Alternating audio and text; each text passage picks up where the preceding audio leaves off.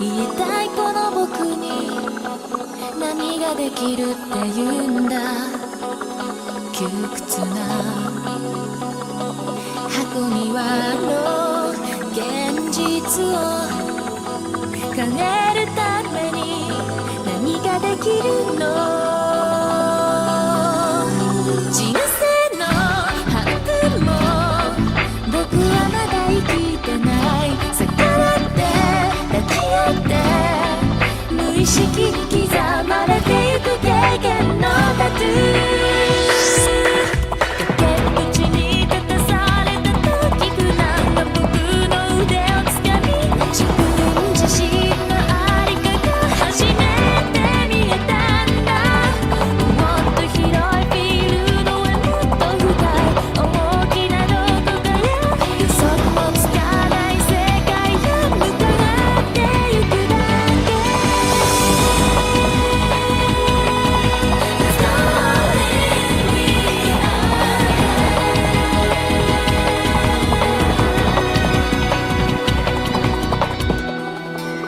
僕は僕のことが知りたい。 And it's the Red Leaf Retrocast. It's episode 83. I'm your host, JD, joined by Tori since day one. But we also have a special guest today, Tori. We have? Yes. Oh, man. Is it Hickey? Who are you? No, it's K. not Hickey. Oh, shit. I am K. I am K. Just the letter K. Just the letter K. Keep it cryptic. And who are you, where are you from, and why are you here? Well, I normally do wrestling stuff with you on the Wrestling Cast. I also have my own wrestling podcast, but this is anime, and I watch a lot of anime. See the crossover, Tori? I do. The crossover is very apparent. Anime and wrestling is just the same thing. Just one's, Okay, animated. first of all, lies. Second of all, we have a wrestling podcast. I will stab you. Oh, you can't. You can't even travel. None of us can. Says you. I have ways. It'd be I a have the long things. walk. It'd be a long walk. On the agenda that I didn't make for the podcast, we are talking... What do you well, mean? the Of course you intro made stuff. it. Wait, yes. Yes, I did. We are talking a couple more seasonal anime impressions, because we are on the up and up on this stuff Yeah, from our totally. end. Totally. Totally. Absolutely, 100%. Exactly. So we got a couple more shows there. We're going to give our impressions. And our review, which is what brings you here, Kay. Yeah. A certain totally not Evangelion clone from the early 2000s called Rahxephon. Rahxephon or Rahxephon or not Evangelion. Totally not Evangelion. Totally not. Tori, how would you pronounce the show? I would pronounce this as... Yes, Rahxephon. Rahxephon. Yep.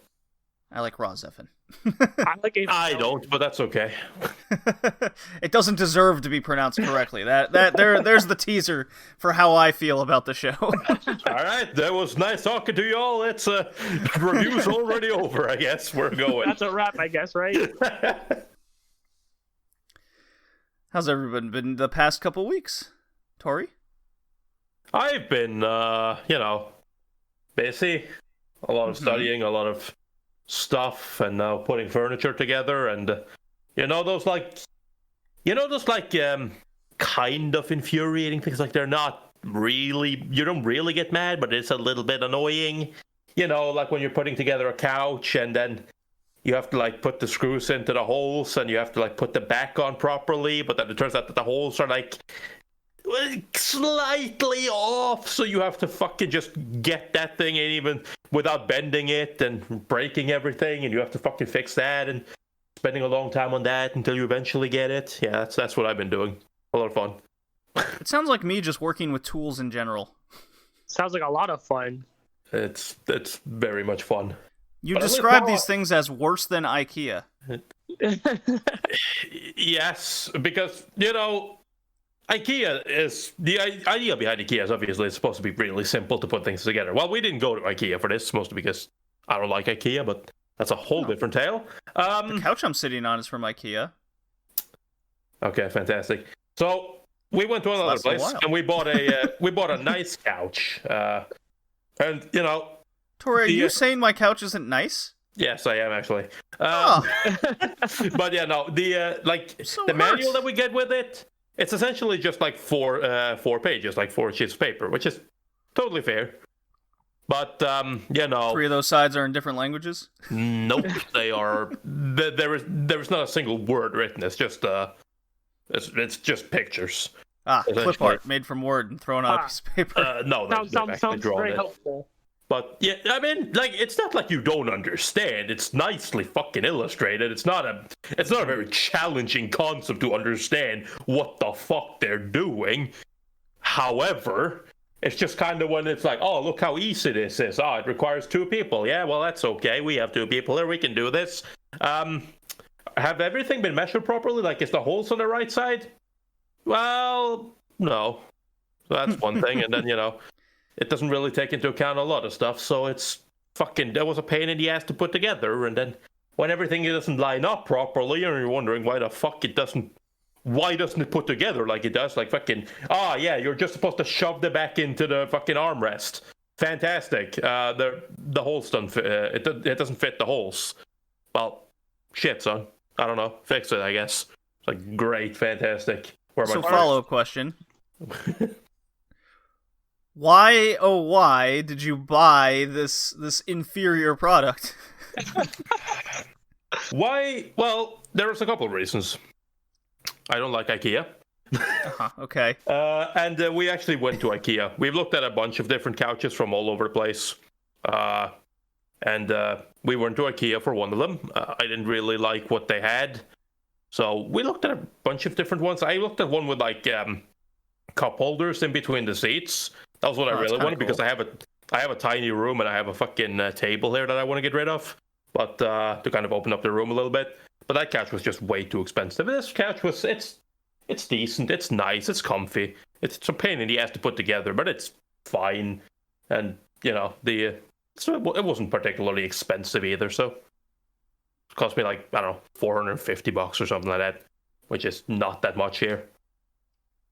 So when you run out of when you can't put holes in there, when the holes don't line up, just make new holes. That's my logic for it. Yeah, I mean, I would normally agree with you, but it is one of those things where it's like the holes they are just kind of off. So it's like if you start drilling new holes, it's like you just make a bigger hole and then the hole is too big. So it's not that simple. We just had to essentially we had to make gravity work. So we just had to like flip the couch upside down and then put shit under it and like have the fucking gravity just press the fucking armrest down, and then we could finally insert it. But you know, sounds way too much work. I just made another hole. Yeah, but I'd like the thing to actually stick together and not fall off, because the hole is just, otherwise we'd have to drill whole new holes everywhere and then fucking get even bigger screws to fucking put in there. But nah. Yeah. There's also a joke there. There are jokes everywhere, and I am perfectly not going into that. So yeah, that sounds like a lovely weekend. It's been fun. My knees hurt because I've been fucking sitting on my knees the entire time. So you know, that's fun. It's not even a problem like when I walk or anything like that. It's just like I sat down. I didn't realize anything until I sat down and I put my hand on my knee, and I'm just like, oh my god, what the fuck is this? What's wrong? Did I just do physical activity? Oh, gross. Oh, no. It's on the outside of the knee. It's just like, it's right under the kneecap, because I've like sat on like fucking hardwood floor the entire time with my knees. It's like, yeah. It's not good. Should have used the box the thing came in. Just kneel down on that. No box? No. Or did it come in like a shopping bag? No, it came wrapped in plastic and like other stuff. There's like multiple parts to it. It's like 5 parts. I don't think I want to buy a couch from this location that you got. No, that sounds way too cumbersome. Not really. What's up, kitty cat? Oh, he's here. Hi, what are you doing? Shock horror. Shock horror. Kuma Shock. What's the podcast? Kuma Shock. As always. Okay. He's currently laying down next to me. Let's see how long. Cue the timer until Before he he jumps pulls- up on the mic table. Before he pulls the mic cord out. Oh god, that was a disaster. A disaster. Okay. So, shall we stop beating around the bush and get to the rest of these summer seasonal impressions we have? Sure. Tori, do you approve? No, that's okay. Okay. Let's see.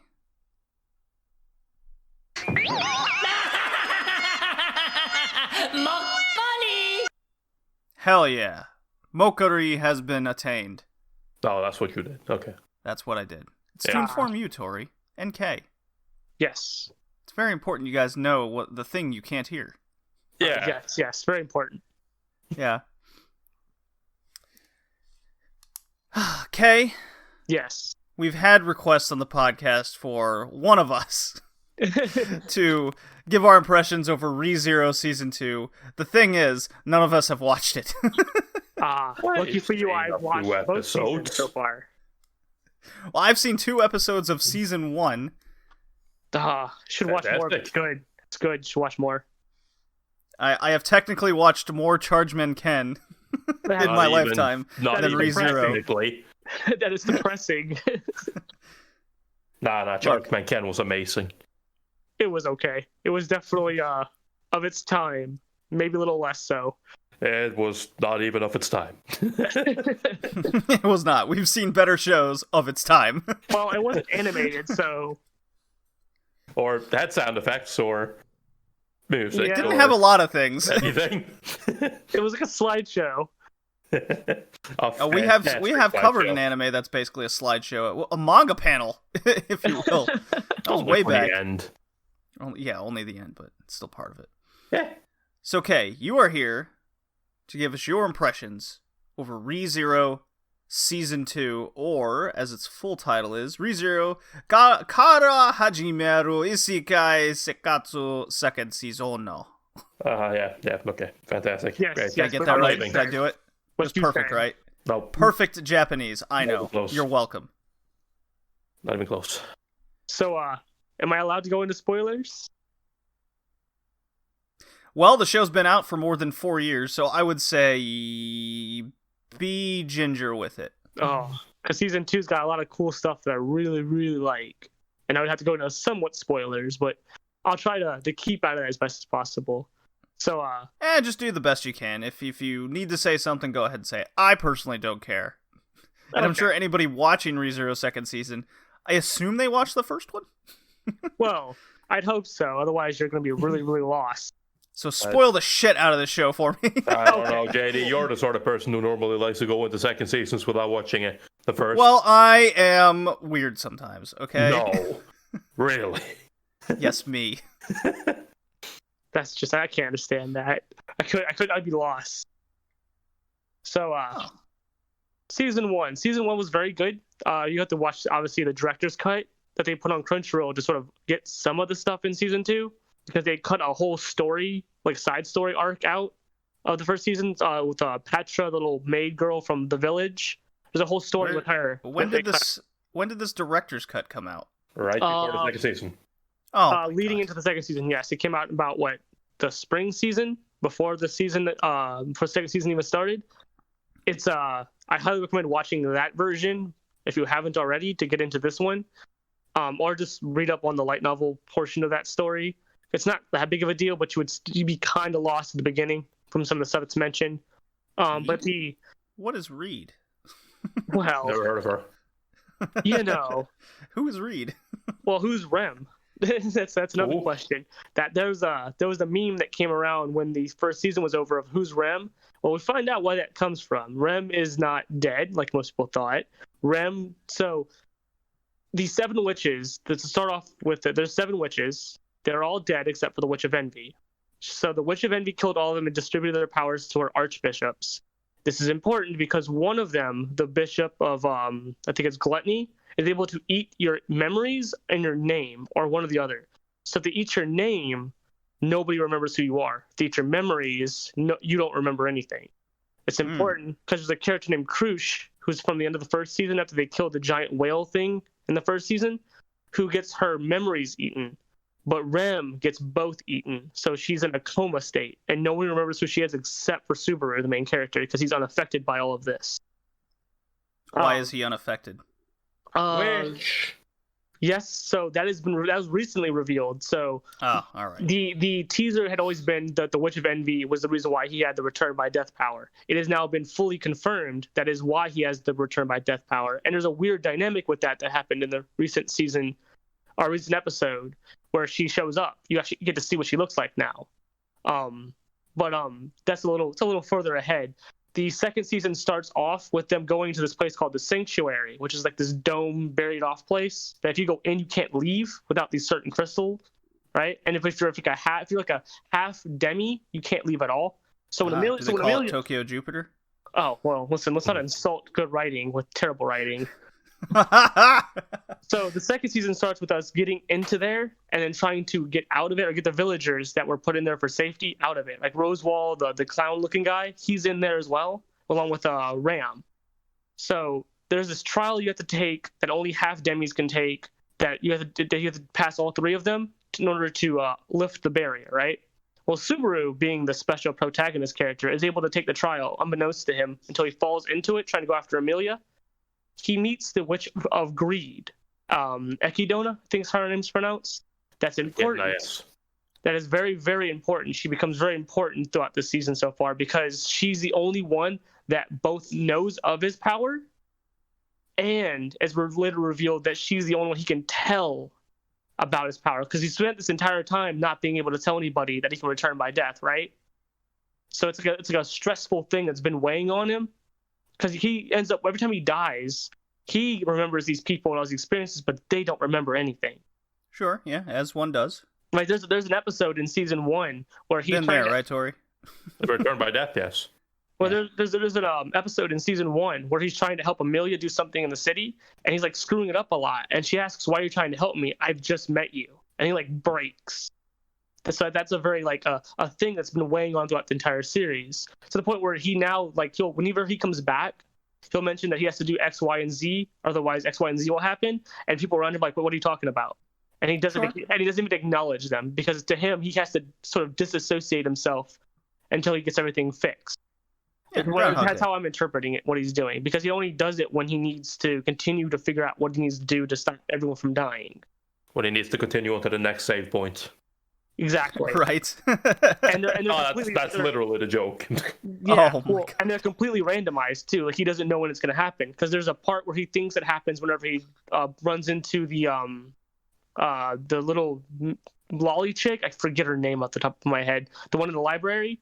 He thinks every time he runs into her that it's when he gets a save point, but it's wrong, because he runs into her at a certain point and he's like, "Why'd you save me? Now everything's going to save here. How could you?" And then he dies, and then it doesn't matter, right? But it's trying to tease you because you're not going to know when it happens, right? So this leads into like an episode where he has, like early on, he takes a trial, and his trial is that he has to go back and face his past, which it's a hint that Amelia has to do the same thing, but we don't know what she's dealing with, but we know that he has to deal with his past.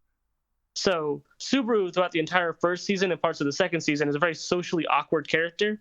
He tries to boast and act confident, and sometimes he comes off as a bit of an ass as a result, but he's not very socially adept, right? You find out why that is, because he ends up going, quote unquote, back to his world, but it's more like his world built off of his memories that Echidona is using. So you get to meet his parents, who you don't really get to see, I don't think, in the first season, and you get to see why he is the way he is. Sort of his dad's like a local legend, right? That can just do everything perfectly. And when he was younger, he could do everything perfectly. But as he got older, he couldn't anymore. So it went from, "Oh, yeah, you're his kid, all right," to, "Oh, wow, you can't live up to the expectations." And so that eventually leads him to being a shut-in. So that's why you find out he's like socially awkward, because he ended up having to shut himself in. And there's this whole thing where he wants his parents to be mad at him for being a burden on them, but they won't. And it's just kind of like this really, really satisfying scene where he's confronting all of this. And then when he comes back, he's like a much better character. He's overcome his sort of weaknesses. I believe a lot of the second season has to do with Subaru's character development, as opposed to the first season, which was a lot of his development to some extent, but more developing the characters around him, like Amelia and Ram and all the world around him. This entire second season's been more built off of his character being developed more.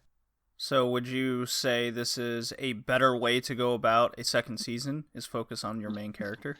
Oh, definitely, especially because we already have Amelia established, Ram established. We got their backstories and their whole thing. There's a few things that are like left up to mystery, like Amelia's backstory, Rosewall's backstory, but those things are probably going to be revealed later. But where we're at right now, focusing on Subaru is the best part, because that moment where he's able to tell Echidna that he can return by death, it's a 2-minute scene of him just saying it over and over and crying. And it's very satisfying. It's cathartic because you feel for the character, because you see what he's been going through this entire time. Like, I think Subaru is probably the most sympathetic protagonist I've watched in a series, because you feel for him, because he has to go through all of this, and he has to keep trying to, like, he was breaking, right? He's having these moments where he's like, oh crap, why is everyone dying in front of me? I can't do anything. Why am I useless?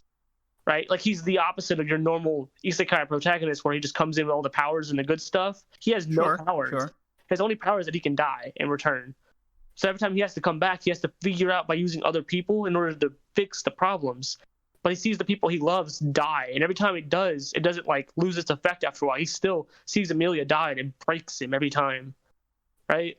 It's a thing with him, right? And one of the recent episodes, they show the Witch of Envy finally shows up, right? And she's like engulfed this entire sanctuary in like this shroud thing where everyone's dead, but her entire like dark shroud is all over the entire place. And you see her, and she keeps telling Subaru, I love you, I love you, I love you, I love you, right? Like over and over and over and over again. So it's this weird obsession that hasn't entirely been explained why she's so obsessed with him. Mm-hmm. But there's a moment where she shrouds him, and instead of like giving in when she's trying to force him by using her shroud magic and stuff like that to get him to force into love with her, he kills himself. And like there's this moment where the witch is crying because he kills himself, and it's like it seems like it has an impact on him. We haven't gotten any further than that just yet. Do you feel that a lot of these deaths in the show, at least going from season 1 to 2, is more for shock value than anything, or does it actually have impact on the plot rather than just this this?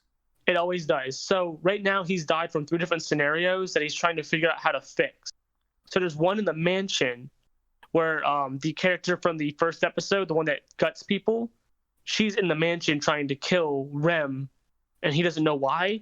She's trying to kill Rem, the new maid, and then another new maid that's like half beast, and he doesn't know why she's there. It has probably something to do with a library.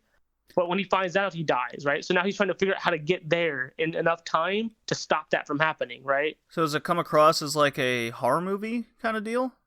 They get kind of graphic sometimes, but after a while, you're kind of used to the graphic. They're supposed to be graphic because they're supposed to be dying, right? It's not trying to make it sugar-coated. Like when they're dying, they're all like arms chopped off, or like he's spilling his guts out.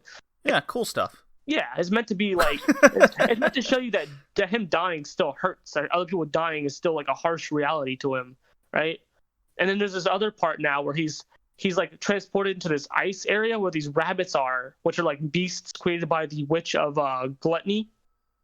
So when he goes into the other world where Echidna is dead. All the witches are dead, but this is like a weird like dimension world where their consciousness still exists. Right, it's that Echidna herself created, because she's the witch of greed, more knowledge greed than anything. So we've now seen the witch of greed, envy, gluttony, wrath, and pride. So we've seen 5 of the 7 witches. All right, so there's still 2 to be revealed. Exactly. So that leaves some things more open. I take it that you are very satisfied with season 2. That's what it sounds like. Oh god, yes, it's so good. Like he's died with the rabbit thing, and he finds out those are beasts created by the witch of gluttony, like the whale. And so he has to meet her to figure out how to kill them too, because they're coming up on the sanctuary, as long as the witch too. So it's like he's got 3 different things he's trying to figure out how to move around. So none of the deaths come off as he's just dying for shock value. It's like this thing he didn't foresee, because obviously he wouldn't, right? Kills him. So now he has to figure out how to get around this. How to get around that. Why does this character all of a sudden not trust him this go round and tries to kill him, or does kill him? how does he work around getting that to not happen again? And sort of deals like that. Well, I'm glad you caught us up on all that. It is incredibly well done. Like, I think it's really, really well written. It is the #1 show on my anime list of the season. Almost a full, well, it is a full 100,000 viewers, at least on Mal. More than The God of High School, which is a show I caught up on, Tori. At least for the impression-wise. And you were absolutely right. It's good action, but you just don't really have any context to really anything. Doesn't really do a good job. The pace is just, here's a fight, here's a fight, here's a fight. Yeah, it's breakneck. It's okay. Like, I understand what they're going for. They're not, like, the problem, especially with The God of High School, is just, like, it's not much of a story to begin with. It's pretty simple. Pretty yeah, cliche. But when you skip over any sort of plot element to at least get you to know who a character is, at least their name. Like, I swear, we didn't know, like, a couple of the characters' names until the second episode. Oh, yeah. Nah, but that doesn't really bother me very much. Like, it's mostly, I think they nailed the beginning pretty well in God of High School. It is just kind of later on, because it's like, it's the problem, like, it's the sad part about old tournament arcs. It generally gets that was like, fight.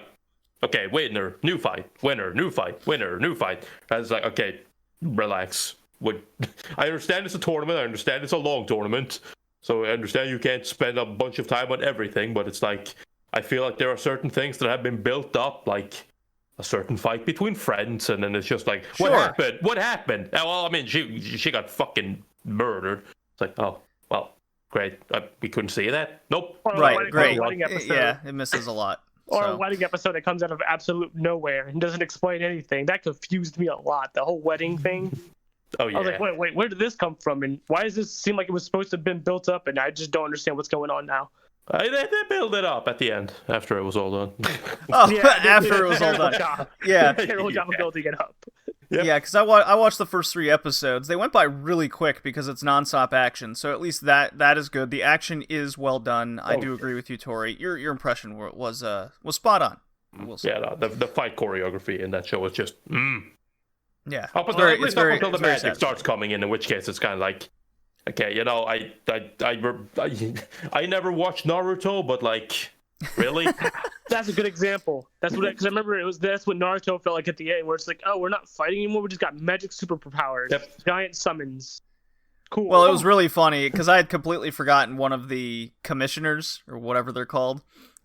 when Jin gets on his nerves from taking the food poisoning mango or whatever it was, and he just busts out to JoJo stand, and I'm like, oh right. yeah. No, honestly, like, and he's like, what the fuck is this? Yeah. This isn't cool. Nah, if there's one thing I would have liked to see, I would have liked to see the fucking Mappa like do Girls of the Wild, since that's pretty much the same tournament style. Mixed martial art fighting, just get that same thing going. But that Mawa doesn't have any magical powers or anything. It's literally just mixed martial arts fighting. I'd love that. With the same fucking fight choreography and everything. Oh, hell yeah. Alright, well, I tried out the show that Hickey was supposed to give his impressions on, and that is Deca-Dence. Supposedly one of the more underrated shows of the summer. It has a 7.22 on Mal, so it's not that well regarded, but the people that are watching it speak highly of it. I don't know. 131,000 people. 7.22 was a pretty good score. It's not. No, it's not on Mal. It's over a 7, and a 7 is good, and I don't care what people say. We cannot start getting into this fucking, it's not good, it only has an 8. Fucking hell. God damn it. Well, no, that's just incorrect. It's at that not point. good. So, it's by Studio Nut. Yep. They've done Yojo Senki show I wasn't a big fan of, but regardless, the director is Yuzuru Tachikawa. You might know him from a bunch of stuff he did with Bleach, a bunch of key animation. I know him from Death Billiards and Death Parade, original creator and director of the show. So he has a good track record. He also directed Mob Psycho 100. So he definitely knows something about fighting, and definitely a distinct little art style to him that he prefers. So I went in the show with kind of an open mind, and Kay actually watched the first episode with me. Oh boy, did I. On this one. Boy, did you. And let me just give you the little summary of what Deca-Dence is. After nearly being driven to extinction by life forms known as the Gadol, humanity dwells in a mobile fortress named Deca-Dence. Built to protect humans from the threat, it's occupied by what they call gears, warriors, who fight daily. Your Attack on Titan scout team, if you will. Right. And tankers, those that kind of provide support. Those without the same skills as gears. Our main character's name is Natsumi, who dreams of fighting, who has one arm from a incident that took it out when she was young. Meets this dude named Kaburagi. He is an armor repairman. He is a cleaner of the Deca-Dence, if you will. Their chance meeting will shake the future of the world. Now, that last sentence is actually quite important. But let's start with episode 1, where you get the little backstory on the girl. She has a old relic of a half robot arm. It's her weakness, and the whole objective is to turn it into her strength, right? Well, she wants to be a fighter. Of course, they don't. She doesn't pass, but they don't use that word. They use the word like her application was just simply lost, right? So now she's stuck on cleaning duty with this dude, and the boss guy's name is Kaburagi. Said that earlier. Kaburagi is this like stoic kind of I hate life kind of character, and of course she's the ganky girl, right, Tori? Follow me so far? Sure. Okay. Glad you're excited for this impression. So of course they kind of mix together. It's clashing personalities. She even tries to blackmail the guy into teaching him to fight, because there's an instance where the cleaners kind of fall outside during a Gadol threat. And these Gadols, how do I describe these? They are wacky alien-like blob creatures, I guess. Vary in powers, vary in designs, but they range, so to say. Range from massive kaijus to being bigger than a human to the size of the human, and everything in between. So you find out that Kaburagi is this like super skilled fighter, and she is very excited to learn from him. You do get a like montage of him teaching her. Now, episode 2 immediately begins. Now, first impression from Kay and I were like, okay, cool little world, interesting. Okay, humanity's pretty much extinct, all because of these creatures that are on Earth now. Yeah, we've kind of seen the premise before, but good little art style, excellent action. Bring on episode 2. Am I right, Kay? I was like, oh yeah, this sounds like a good show. It looks great. It's amazing. The fight could be great. And then episode 2 happens. So episode 2 happens, and it immediately starts going into, and they kind of alluded to this in the first episode, but you didn't really understand what they were talking about. So episode 2 begins, and you're in like this armored car with these mixture of colored fighters, okay? So blue, green, purple, what have you. And I was questioning this in episode 1. Why are some of these people different colors and almost animal-like in a lot of ways? And they chalked them up to being a different race of humans. Don't really explain it at all. They just go, they call them the warrior race. They're just a type of humanoid that loves to fight, and they're just trying to survive like humans against the Gadols. Like, okay, whatever.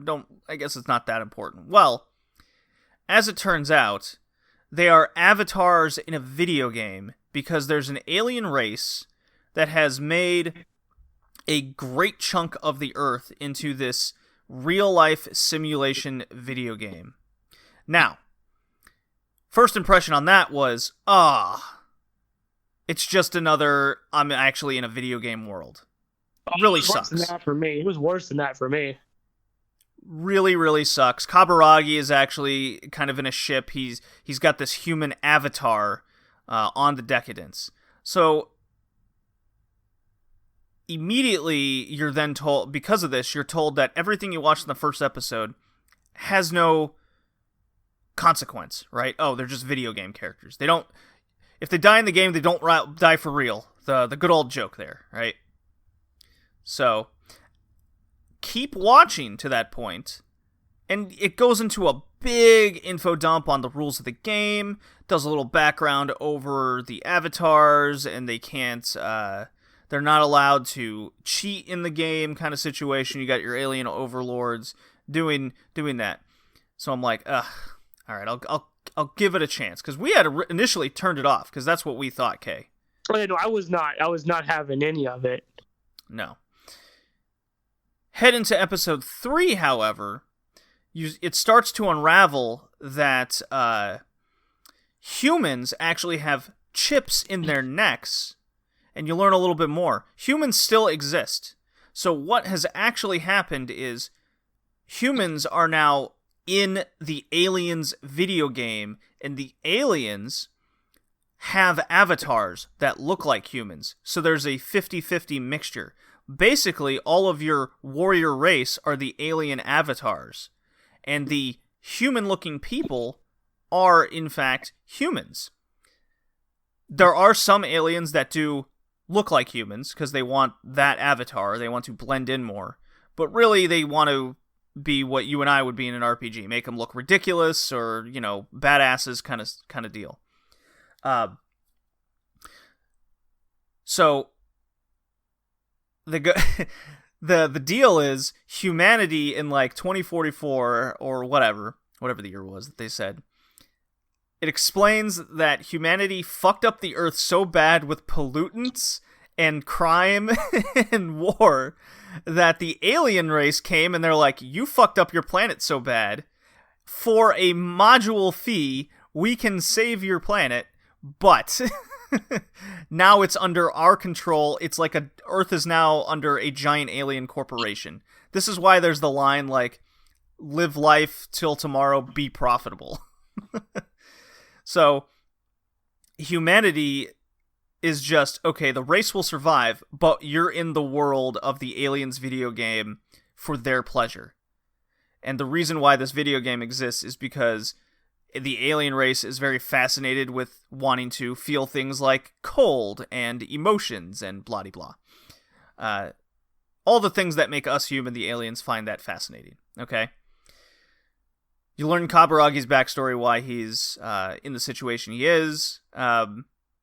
There used to be a ranking system to be in this game, and due to circumstances with the top people, they cheated and they got rid of the ranking system. So now it's more along the lines of I want to say World of Warcraft, but let's go with Final Fantasy 11 or 14, where there's massive bosses and stories that the aliens have made, and the journey in this video game world is to have humanity think that, you know, they can possibly leave Deca-Dence and be back in the regular world.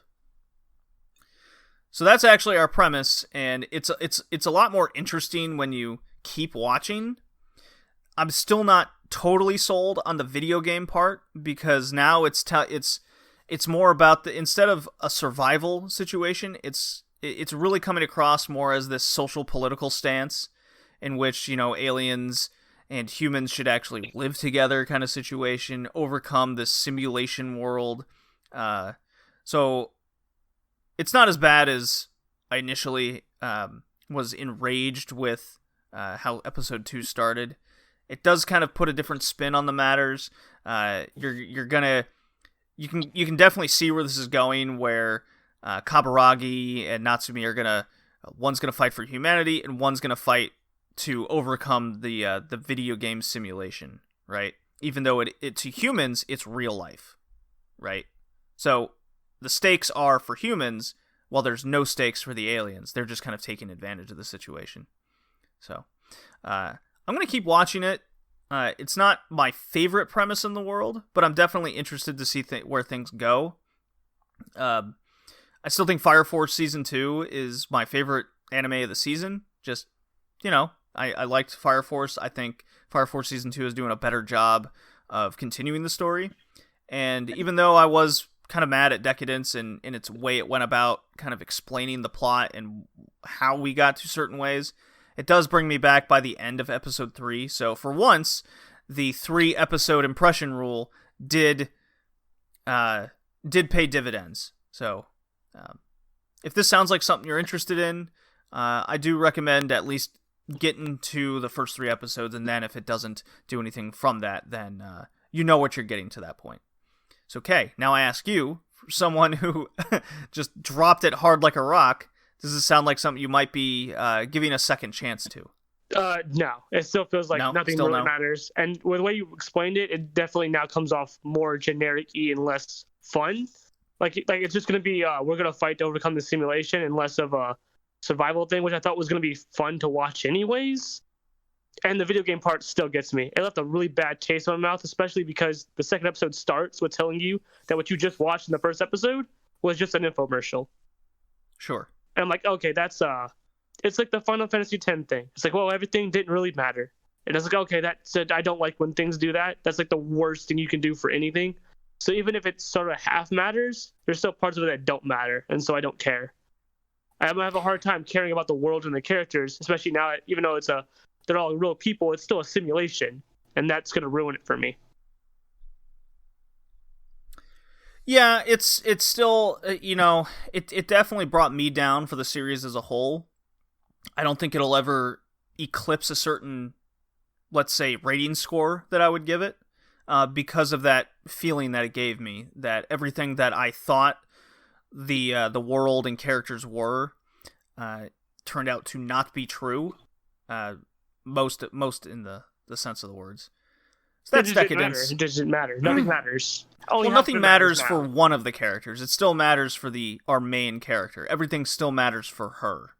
Yeah, but something like everything half matters. Then that's still not good enough for me. It's just not. It left a very sour taste in my mouth to the point where I don't even really want to watch it. Well, the people that are watching it thought that it's a really cool twist. It puts a different spin on the genre that it was going for. I'm with UK. I was in it for the genre I thought I was getting, right? And that's what's disappointing. So I can see a lot of people on both sides of the coin. Tori, from hearing this, what side of the coin do you think you would be on? Are you more for the twist, or are you more for that first episode? I am way more for the twist than anything. Okay. For me, I actually like it when shit just changes. Not obviously you don't want to make stuff not matter, but in the sense that I like that, it's like the they use the fucking tired old trope over and over again. It's the Madoka effect, essentially, when you think you're getting one thing and then suddenly bang, you thought this is not what you thought it was, right? And it's hard to do because obviously you don't want to overshadow what you did. You don't want to sit there and be like, oh, no, none of this is real, none of this matters. It's not now the real story begins, right? But it's you do want to. I do like it when a show can capture that feeling of just oh yeah, I'm watching this. It's fucking ReZero did it as well. It's you go into ReZero and it's just oh, it's just another isekai. Oh yeah, I see, they don't even care. He's just oh, I'm in an isekai now. Haha, how funny. It's the show does not take itself seriously at all. That's the first episode. Yeah, right? The show doesn't take itself seriously at all, and then suddenly it's just wait, hold on. What is this? That isn't, this is different. I have no powers. I die and rewind. That's his only power. Yep. I dine and wine. Not even. So I don't mind you pay to dine, but you don't get the food. Right? I like twists too. It's just it's the none of it, half of this matters or none of it really matters. It just that part is what gets me. It's a terrible twist, or at least how it's executed is very, very poorly done. I thought, yes, and that's a big issue I have with the show, is its execution on how it went about the twist. I shouldn't be watching episode 2 and it tells me immediately, at least in that moment. It does explain later. However, in that moment, it tells me everything, and we even think the main character is also fake, right? Yeah. And the info dump of game information was also horrible. It was done almost immediately after that. Like, after you go to that weird world where all these characters look all weird, the first thing back in the world, you're in a bus and they're all explaining the rules of the game. It's horribly done. It was a terrible way to execute that twist. Yeah, definitely did not like that. It was a flashback, but still, it wasn't well executed. That moment right there is a gross misstep for how this story was told. But again, I did watch 3 episodes. I am going to continue watching the show because I am still in it. I'm just repeating myself at this point. So, anyways, not my favorite show of the season, but I'm going to watch it nonetheless. So, I need to watch ReZero from the way it sounds. I should really get on this show. Yeah, it's very, very well written. Seems like a hidden gem. I would say so. Really hidden. Well, the interesting thing about the guy that writes the light novel is that he originally wanted, from what I gather, he originally wanted to make a fantasy series. Hence why the world's so fleshed out and well done. But was told to make it an isekai because isekai sell. So he just does what he does with Subaru and makes an even better story altogether. So I think it's very, very good. Incredible. Probably why I did the joke in the beginning then. Oh yeah, it's exactly why I did the joke in the beginning. Hey, isekai. Anyways. I can't shoot lightning out my hands. What's my powers? Surely someone's gonna come tell me what my powers are. Dies in the alley. Got no powers. What's going on? Oh, cool! I get the shitty part of being in another world with none of the benefit. Oh boy, does it get shitty? It's like, oh hey, I die horribly and see the ones I love die and they don't remember anything, but I remember everything. Ooh, that's torture. Fantastic, and I have to listen to that guy constantly talking to me like, "Do you want to buy some apples?" God damn. It was that was done a lot, but I think the repeating in the beginning was done to get you the ideas because he's figuring it out and you as a viewer are trying to figure out what he's trying to do. Yeah, I mean, from my perspective at that point, it's like I think they do that too much. I think it's kind of obvious what's going on. It's worse than a light novel. It's like 4 or 5 pages. Oh god, light novel. Oh god. They only do it I think 2-3 times in the episode. All right, boys. Can't stall any longer. We have to cover Rahxephon. We have to review the show. All right. Sure. I'm going to play a drop I've only played once on this podcast, and that was during the Saikano episode. So this is just going to be the line from that show that made me kind of... Anyways, I'm going to play it, and we're going to review Rahxephon. Chise is cute, but slow. She's little, timid, and on top of that, really clumsy. Yes, Rahxephon. Don't you mean Evangelion? It is not Evangelion, although it really, really, really, really wants to be. Oh boy, does it. So let me tell you the information here. Came out in winter of 2002. It's by Studio Bones. Perhaps you've heard of this underrated, unknown studio. They've done unknown shonen shows like Soul Eater, My Hero Academia, pretty good underrated show named Noragami, Mob Psycho 100. Tori, I'm sure you've heard of that show, maybe once or twice. Nope, never. Yeah, never. Okay, I'm mistaken. I apologize. They do have some hits and misses here and there, but mostly it's a good studio. The director is Yutaka Izubuchi, whom directed the Yamato series remake, 2199 shows, so he's got a good little hit there. He is the Rahxephon original creator, as far as I know, and obviously the director. He's done lots of character designs in a lot of our favorite mech shows and fighting shows from various generations. Most one I can relate to is the Patlabor series, which we've covered on the podcast before. Mech designs for sure is one of his strong suits. So he's got a good little track record The summary of Rahxephon is, Ayato Kamina may seem like an average boy in a devastated world. But after being captured by Terra, a military organization set on saving the world from the Mu, an alien race set on quote-unquote tuning the world, he realizes he is an instrument in deciding the fate of humanity and piloting the Rahxephon. Not only is Ayato the only person who can control the mecha, but he also has a terrible fate of his own. Holding on to memories of his old life and grasping to keep his own humanity, he must struggle in this new world and realize his true potential with the Rahxephon. Okay, so that summary I don't agree with at all. No, it doesn't explain very well at all. And it doesn't actually tell you anything of the show. So, let me explain. No, you know what? I'm just going to go into a rage immediately. Tori, would you care to tell me, give the audience a better summary of the show? Not really. Off the top of your head. Oh, you don't want to do it? No, not really. Like, I mean, that's... We do have a guest that can really take the reins for us. Sure, go for it. All right, Kay, you do the honors. Well, I don't know if I made this joke already, but go watch Evangelion instead. No. Concentrate on this show. This show. Okay. Well, Yes. I watched this way back in like 2007. That was like the first time I had seen it. I had watched it not too long after I watched Eva, like about a year or so. Like a friend told me to watch it, said it was better than Eva. I didn't think it was at the time. So the second watch through of it, boy, it definitely didn't. I didn't remember it properly. It definitely is a lot less better. The characters they don't explain nothing. I think the guy got the wrong impression from Evangelion, where it's like, hey, this vague stuff, that's what Evangelion is. But they don't explain everything. But Evangelion at least explains stuff, right? You got what was going Tries on. to. He's like, oh, I'm going to do this like pseudo experiments lane meets Evangelion, where I'm just not going to explain anything to you, and everything's just going to be vagaries and symbolisms. And it's deep, it's so deep, and it's angsty. And this Rahxephon is totally not Unit 01.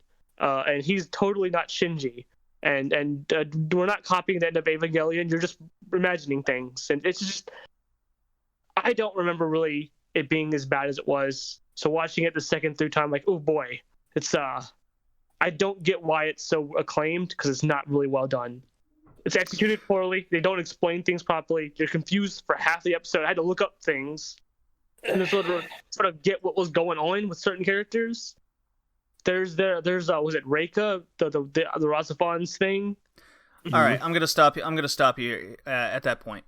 So the show is 26 episodes. We start in what's perceived as Tokyo. Okay, and we have Ayato Kamina here. He is our angsty teen boy. Okay, he's 16 at the time, turning 17. Very important information that we don't learn until like episode 24. So, he has a mom that works for the government, and she has a kind of top-level secret position where we don't really know what she does. But we do know that shit's about to go down. So, and I'm trying to remember way back in episode 1 and 2 here.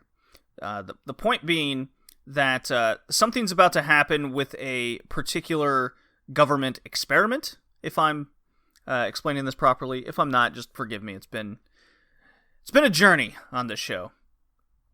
They loosely explain to us that there's an alien invasion happening in Tokyo, and they call them the Mu, and they're like these fantastical robot alien creatures. But you don't really see if there's aliens or are they robots themselves. That's the initial mystery. Okay. Well, as it turns out, our main character Kamina here is kind of a chosen one situation. He can pilot this robot, this giant mech. Okay, and there's various government officials going after him to try to basically capture him for the government so they can throw him in the mech against his will. And there's a secondary character, a mysterious woman that's following him. Maybe someone trying to protect him. When things finally unfold, he kind of gets into this trance because one of his classmates, named Mishima, is like she functions as his guide, but she has a weird ability of sorts. We find out her true purpose later in the show, where she can insert herself into reality, but then just as easily take herself out, where only the person that she wants to be seen by remembers. Do I have this correct, guys? She's also the manifestation of the Rahxephon guiding him. We know that way later. We find that out way later. And that's kind of a major theme of the show, is a lot of things are loosely answered way later. So Ayato Kamina here, he does get in the mech. He finds out that basically his mom has blue blood, which means she is part of the alien race. This is what the show is telling us, okay? He fights the big bad alien mech. Yes, very much Evangelion style, and it becomes a monster of the week from there. Most of the show from there is a monster of the week, where there's maybe an ability or two that just kind of manifests itself. I guess the idea is the more Kamina integrates himself into the mech, the more he unlocks his true latency with the Rahxephon itself. It is becoming one with the mech. That is our story here. So he fights this thing. It causes this rift in this world, and the world is told to us that everything outside of this Tokyo bubble, because Tokyo is surrounded by a bubble, is exterminated, if you will. There is no outside world. Well, he breaks through the barrier to find out there is an outside world, and it's really everything he's known has been flipped upside down. He was actually in the alien world this whole time. And where it loses you is the more information you find out about the place they call Tokyo Jupiter, your alien world, is that they were actually humans that caused a science experiment to go wrong, on purpose, I guess, if you will. They call it the Jupiter effect, I believe. Yeah. And when that's all complete, then they, I guess, become part of the Mu. I'm really not sure how that all came to be. Maybe one of you can explain it better to me? I couldn't. I'm just as lost as some of this. The implication is the you see those the kind of like haunted things with like the mask over them. Yes. That is the implication, that it's not them. It's somebody who's taking their place. You have the same thing with the what's his name? The fucking old dude, the guy who was trying to recreate life. When you learn there at the end that none of them are actually real people either. They are. Okay, you're really jumping ahead. I know, but the reason that is because that is the explanation. That is part of it. That is where this kind of, it's the same idea. Well, it's with garbage. The Mu. It's the same idea with the Mu. It's what they do. They essentially replace them. Oh, so it's an invasion of the body snatchers thing? Kinda. It's just not really So, I mean, the way I was trying to understand it was the longer they're inside Tokyo Jupiter, and when they reach of age, they're integrated into the Mu themselves. So it's like a gradual change of their own humanity. That's what that's what I understood. That's why you get characters that don't know that they are, but sure. Well, that's why you get it doesn't happen to everyone. It's kind of the problem. But the again, what I got was because of the whole thing with the masks and whatnot, and especially even people who are like, I don't know if I should do this, and just put on the mask. you change your mind. But yeah, no, it is Right, you start going through orgasmic feelings and emotions. that is important. That's very important. I think JD might be a little correct on his, because remember there was that thing with Hiroko, right, where she originally is bleeding red blood, and then eventually she's bleeding blue blood. Yeah, right? Around the same time when she was struggling with the other. The problem with these types of stories is, again, it's like, I know people like to call this the Evangelion clone. It is. Very much. There's no hiding there, but it deserves that. Yeah. Yeah. No, but it's the thing that I get from this is, like, it also takes a lot of. It also tries to incorporate a little bit of serial experiments laying in there. There's a lot of, for lack of a better word, metaphors, which is a little bit annoying, like, especially what this show loves. This show loves classical, like, music-related stuff, classical terms, where, you know, like, it tries to put some more philosophy and kind of mythology in there as well, where Eva would use religion. But sure. Here it's more like, you know, the whole, like, arrangements, yada yada, tuning the world, yada yada, like a lot of that weird sense. The problem for this show is that I think that they try to overcomplicate what is essentially a very simple story. Oh, exactly. Absolutely, exactly. They try to make it seem more deep than it was. Like you said, like the lane stuff, right? So swap out the text stuff with music stuff, and that's what they tried to do. It's a lot of vagaries, a lot of symbolisms, and it doesn't explain much to you. Even when it does, you're still left confused because you don't know how he got from A to B, and it doesn't even bother telling you how he got from A to B. It's very I'll give you at times. Just I'll give an example. I'll give a great example on this show's way they explain things. More often than not, you'll just get a throwaway sentence that's in casual conversation. There's no big, like, lead into a reveal. Doesn't do that. The other big example is a very important episode, which happens, I want to say in like 9 or something. It's almost at the midpoint, but just before it. There's a side character on the ship owned by the military. This is where Kamina ends up when he leaves Tokyo Jupiter. Okay, the alien Tokyo, as I'll call it. There's a character that's has this pseudo position above the military. Okay, you get like a backstory with him. Why? Why does he matter? You don't know it's really his backstory. You don't know that right away. So it cuts to these 3 kids going through. They live in this like secluded mansion, and they're being trained to sing because they are the chosen ones or whatever. Mm-hmm. And bloodlines are explained and whatnot. There's 2 boys and a girl, and one of the boys goes into a cave system and he finds this clay creature. Okay, and he feeds it rocks, more clay, if you will, to replenish it. And they talk about the grueling training they go through, why are they treated this way? Why do they have to learn this? They don't really know, but one character finds salvation kind of in hanging out with this creature.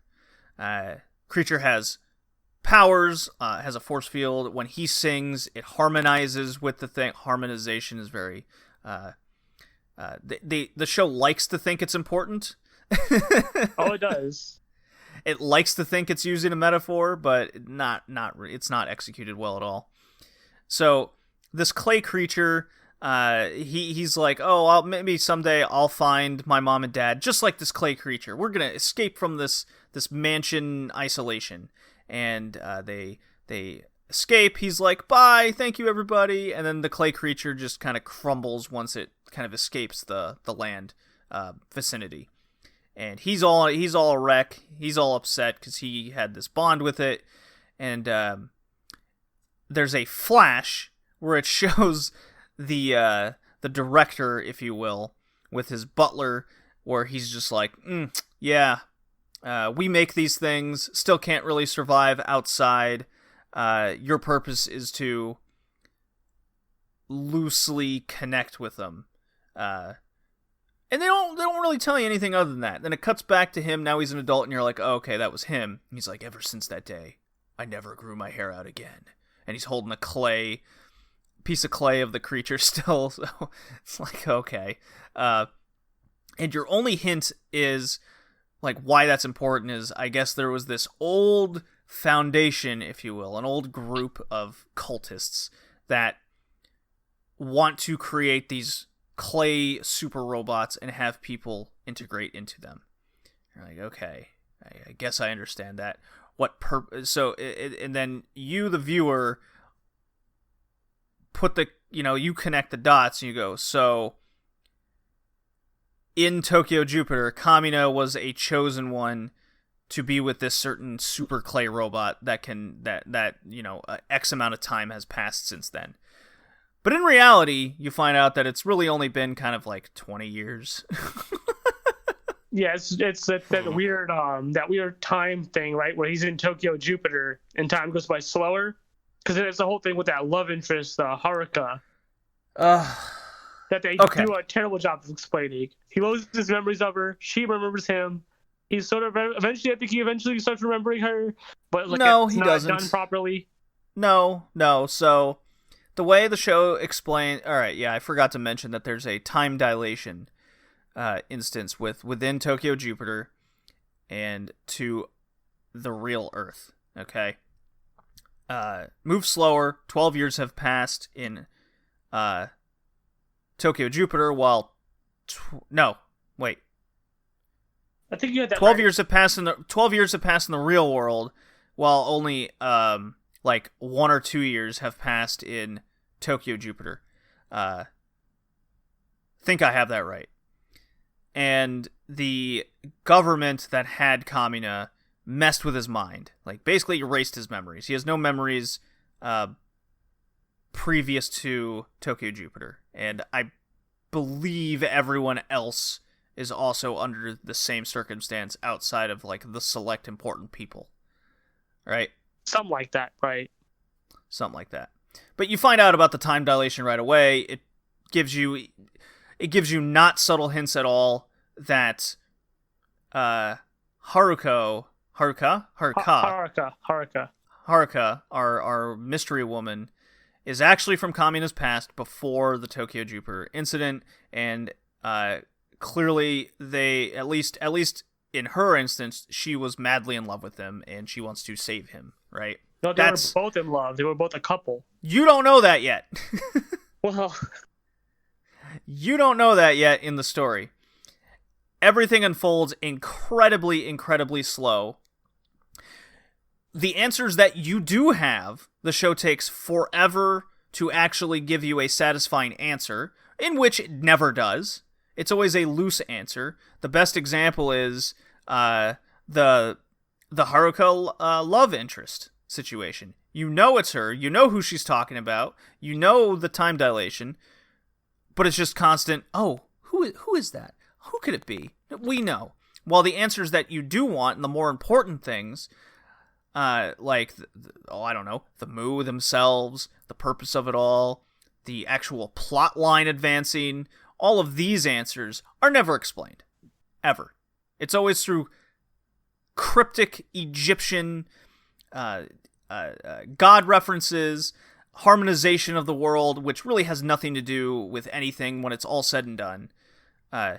Tori, I've spoken a lot about this. I gotta collect more thoughts as I keep thinking about this show, because there's the reason why my thought process is so fragmented when talking about the show is because the show is fragmented. Yeah, no, like, I mean, again, trying to give any sort of explanation to anything is literal. I mean, you've seen it multiple times there now. Whenever I try to say anything, Jay's like, oh, that doesn't happen until the end. Yeah, because it doesn't. If you want answers, well, you have to watch, answers. Not everything is answered. But the few answers you do get, you get them at the end. Which is where I basically come at it from when I said that it's overly complicated for telling a simple story, right? So it takes too long to. By the time you get a lot of the answers, or by the time you get a lot of the answers to the like cultists, the like new, the like not the Mu, but like the new people that regenerate, that like try to pass on life, yada yada. The whole selection method, trying to tune to Rahxephon and be the chosen one there, and how that whole thing kind of plays in, and it's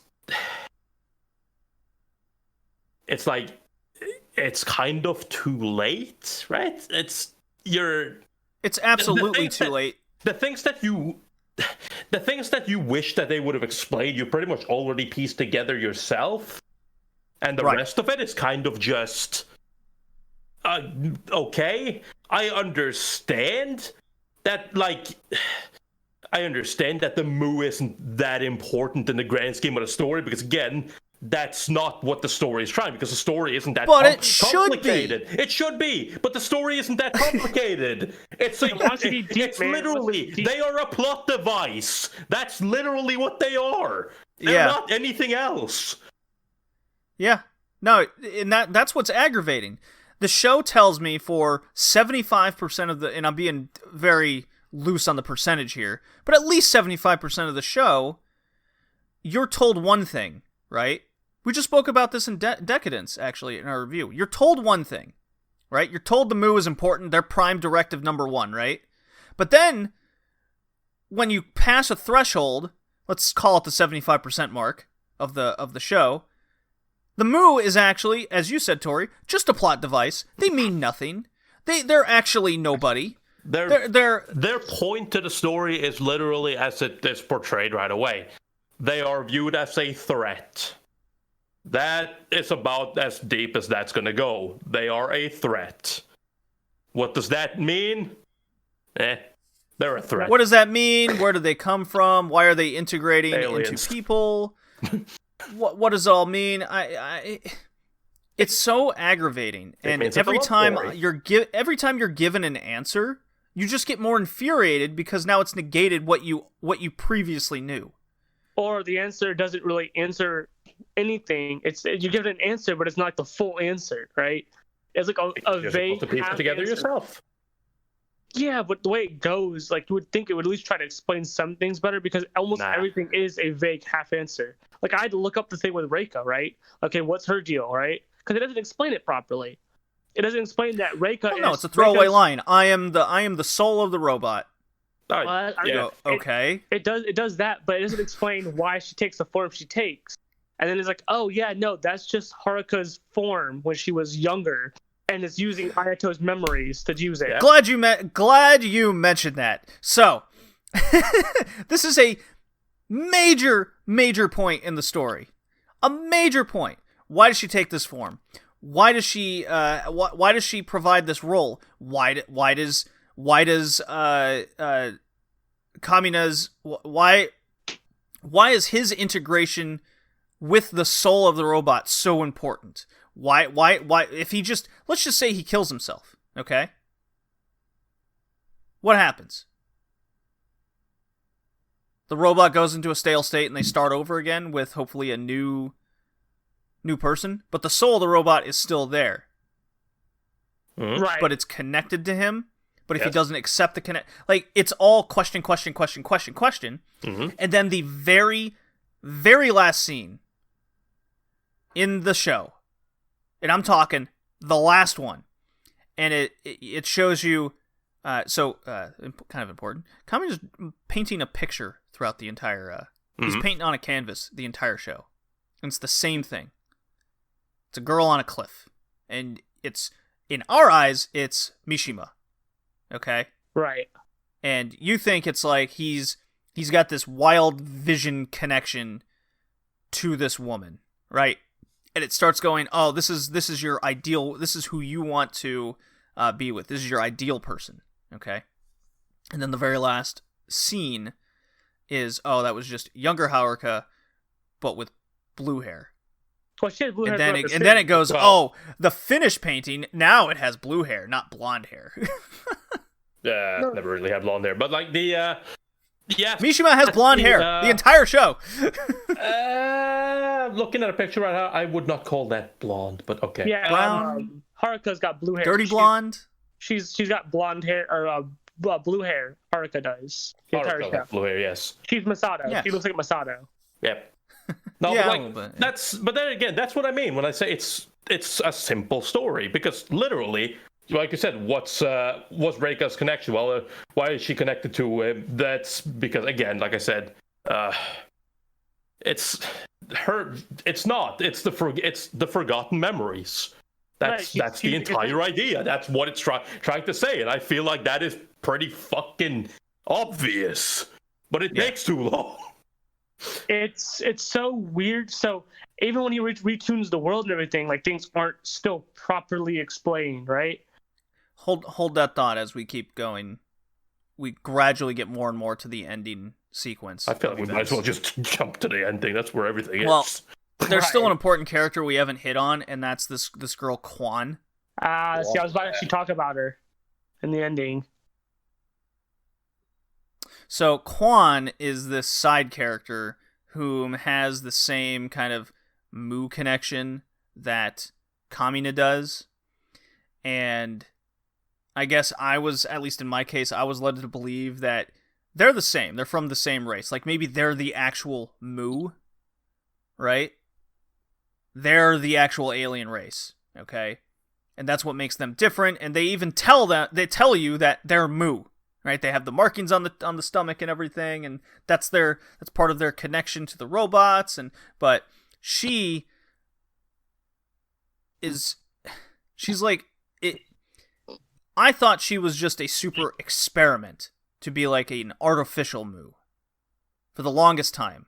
Okay, did you guys feel that way? Yeah, I mean that's how she is presented. That's how they that's how she's presented to you as Yeah, she's like M1 and Kamina is the real deal situation. And in reality, you find out, no, that's not the case. They are split corporeal beings. Does that make sense? No, it doesn't. It really doesn't. Nope. They're split corporeal beings of the same soul. That's what the show answer. That's the show's answer for who these people are, right? Yeah, because was it presented that way the entire time? No, because she's supposed to serve a very simple purpose in the end. Again, die. No, she that starts when shit went fucking sour. When fucking Ayato needs a goddamn reminder of what the fuck has been happening this entire show at the end there. That's her job. That's what she does. That's her fucking purpose in the end. To play that simple buy roll. And it's like, okay, fantastic. I'm great. glad. I don't care. Like, yeah, at that point I was just like, I don't care. Well, you said, Tori, the answers just come too late, right? Yeah, because at some point, like, the answers are literally, you've either A, figured them out, or B, you didn't understand anything. And at the end, you're still sitting there going, like, okay, so when I sum everything up, what was the show actually? A whole bunch of scenes that had some sort of vague story revolving this kind of war on the aliens that honestly doesn't have anything to do with what the story is actually trying to say, because at the end of the day, the story is about a forgotten love interest in the simplest of terms. Now we can talk about this. So in your last couple episodes, you're almost waiting for Kamina's memories to come back in some form or fashion. Yeah. There's a scene. Was someone there? I feel like there was someone there. Don't worry about it. Am I forgetting something? No. Don't worry. No. Don't. No, keep going. Move it on. So this is right before, like, the okay. So the military found out a way to get rid of the Tokyo Jupiter barrier, okay? And that unleashes the quote-unquote Mu alien race, even though that they were humans. And they're going to invade. They're going to take over Earth. So before the big battle, you get a scene where Kamina and Haruko are on the ship, and her younger sister, who's had varying degrees of crushes throughout the show, finally goes, I used to like you, Kamina, but not anymore, whatever. And then, like, that's You're what she too says. young to act this cool. You're too young to act this cool, yeah. Okay. That did happen. That did happen. And, yep. So then, Haruko then kind of spills the beans. I'm in love with you. We used to date, but you don't remember. Cool. I'm cool with that. Then Kamina stares at her and he goes, you're right, I don't remember. But I love you now, even though you're 12 years older, and the show told us we're cousins. Exactly. It's like, ooh, boy. Yeah, that's nothing. So I'm like, so this 29, 30-year-old is now in love with a 17-year-old boy, and they're cousins, and then they embrace and kiss, and they're madly in love again. Yeah. And I just go, that's a big, just, face hit moment, like, wake me up from this fever dream. I don't think you understand, JD. They were in love back in high school. Right. They were in love, and only she remembers. Yep. Listen, And high now school is she's the not most in love, but important. can't get over it with it, and she tells him, nah, I'm over it, and then he's like, but I'm in love with you. Okay, kiss me. Like, fuck off.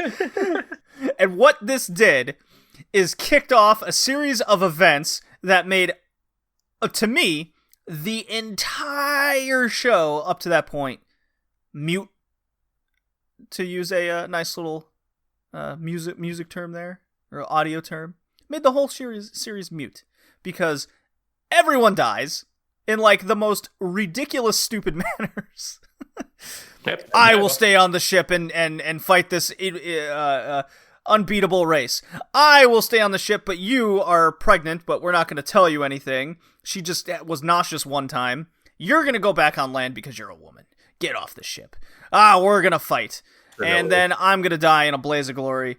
Yeah. Kamina is going to be like, I'm human still, but then he just kind of becomes the robot because Eva reasons. Yeah. I'm human. Wait, people are dying? No! No! Kills everybody I in am the series of events. now. Okay. Oh no, third impact. It's not the third impact. It's different. Uh-huh. It's different. He's singing and he's hurt, and he kills a multitude of people, even though most of them are already dead to begin with because of the alien war. He just kind of finished the job. Like, they were, Omairo Shinde. You know what? I'm not gonna play the drum. Show's not worth it. Omairo Shindero. And then Quan becomes a robot too, because whatever. And then they're in the pseudo not world, but they're fighting in the real world, which makes no sense. I guess they're Barriers down. connected. They're connected mentally. Lost my train of thought. Oh my god. Doesn't matter. 101 It's okay. does a Oh howl. yes, and all while no, I got it back. And all while this is going on, all of your other characters, the doctor, the doctor's assistant who's in love with him, the people connected to the Foundation. As it turns out, one of the children from that one flashback we got that you don't really make sense of it, much of it. She gave her body and not her mind. She gave her body basically to the Foundation owner. Mm-hmm. And then he just has a man voice all of a sudden. Yeah.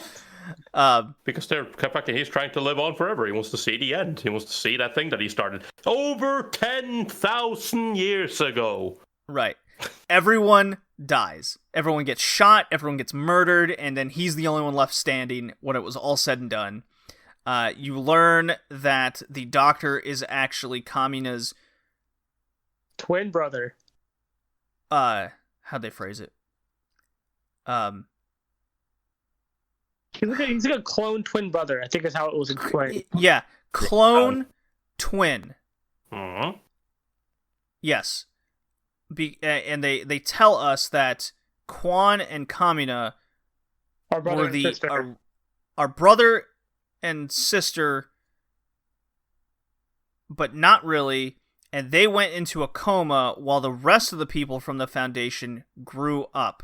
And then that became Tokyo Jupiter, that kicked off the dimensional shift event. Quan stayed in a coma the whole time, I guess, and Kamina went to Jupiter. So, that's all occurring. Everyone's dying. He's the only one left, the Foundation leader.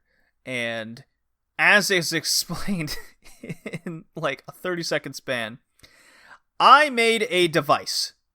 And this device can tune the world. Shape it in whomever integrates with my system. The system is ReZero. Well, 10,000 years ago. That person was Kamina, whom, after many, many trials through thousands of years, and having invasion body snatcher, I will take your soul and live on moment, has finally attained it. And so he just wants to see what the world will be reshaped into. And of course we just get, it's a reset, never happened. That's our end. Yeah, you know, end of Evangelion did it. Let's do it too. So let's make an egg instead of like a giant lady with wings. Yeah, so And a giant Kamino tree, makes, you know, makes sort of the egg thing. world, and he just goes, you know what? All that stuff in the show, it never happened. Remake. Yeah, let's reset everything. Quan's now my child instead of my sister. Yeah. Kind of doesn't make sense when you think about it. No, not at all. No, that's not how genetics work, but anyways.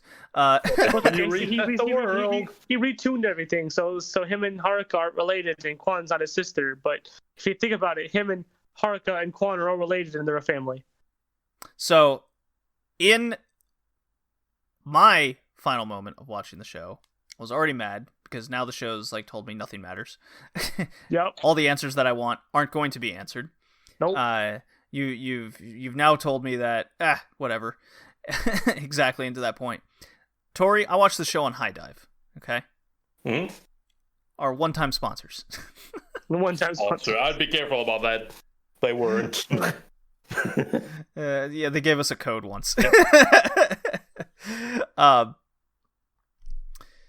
The subtitles on the marriage certificate, as we cut to later, shows me that the married couple is Haruko and Mamoru.